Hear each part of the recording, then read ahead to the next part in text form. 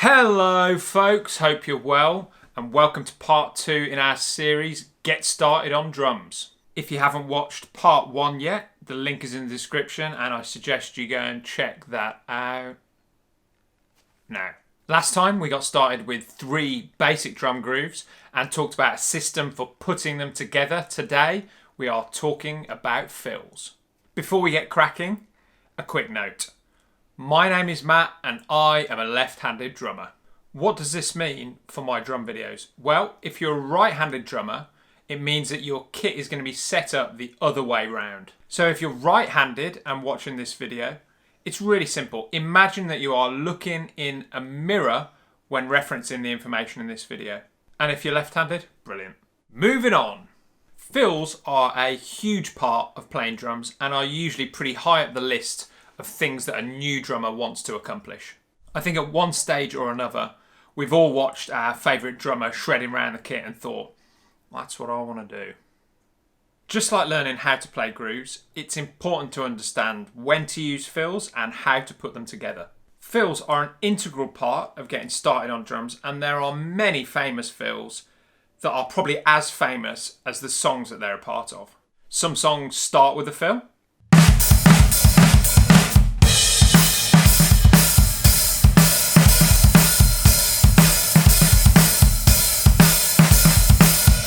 Some fills are used to create drama within a song.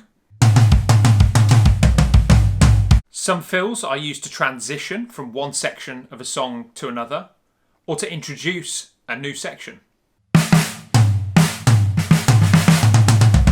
In short, fills are a really important tool for a drummer, and it's vital to develop your sense of when to use them as well as how to do them.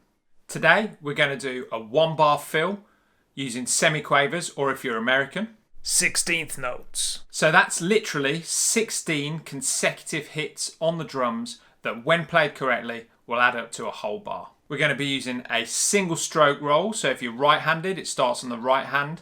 It's going to be right, left, right, left, right, left, right, left, right, left, right, left, right, left, right, left. And for the lefties, you just swap that round and start on your left. Left, right, left, right, left, right, left, right, left, right, left, right, left, right, left, right. Get used to playing the correct number of hits that you need for 1 bar on your snare drum before you move on.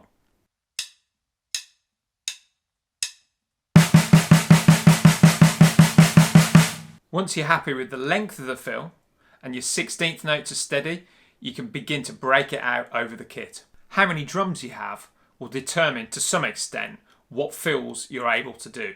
Again, here I'm going to encourage you to use a really simple numbering system. We started out playing 16 hits on the snare drum. So let's group that into 2 groups of 8 and put each group on a different drum.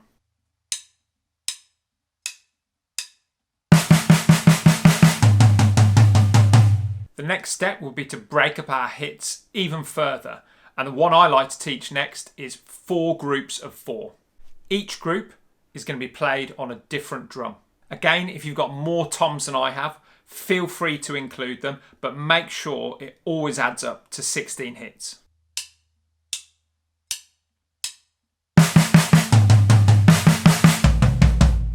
I think it's a great idea to write down all of the subdivisions you've tried so far so you can go back and practice them. The next step will be to explore some more creative subdivisions of our 16 hits. A good one to get started would be 8 on the snare, 4 on the rack, and 4 on the floor.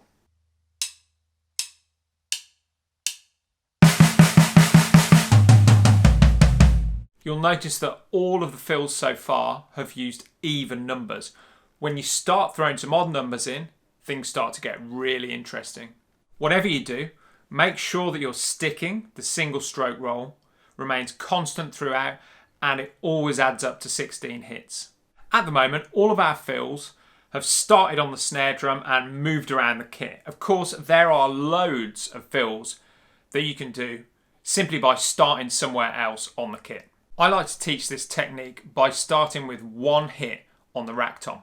Here's an example of something a little more complicated that uses the drum voices in a more interesting way.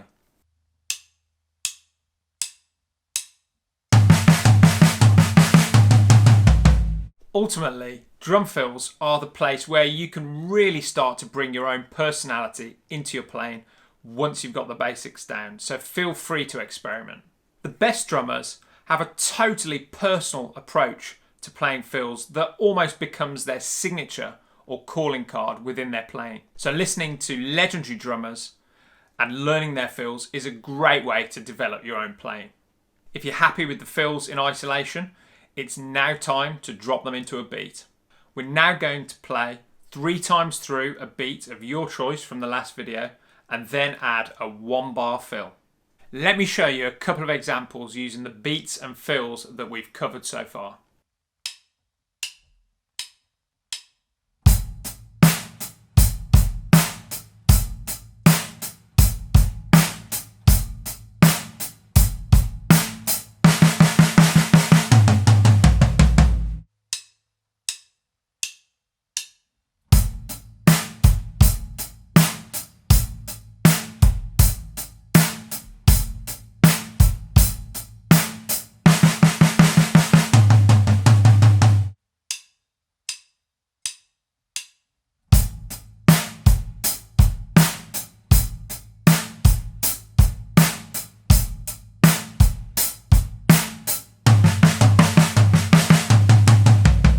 Once you've got all of that happening, you'll want to loop the whole thing round and practice getting the fill in the right place. Remember that when we practice fills, we need to play them at the same tempo as our beat.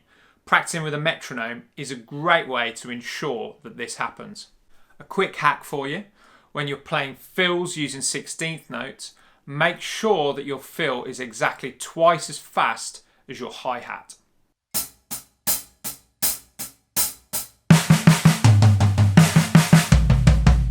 Finally, I'm also going to add a crash cymbal in on beat 1 every time I come back to the beat after the fill.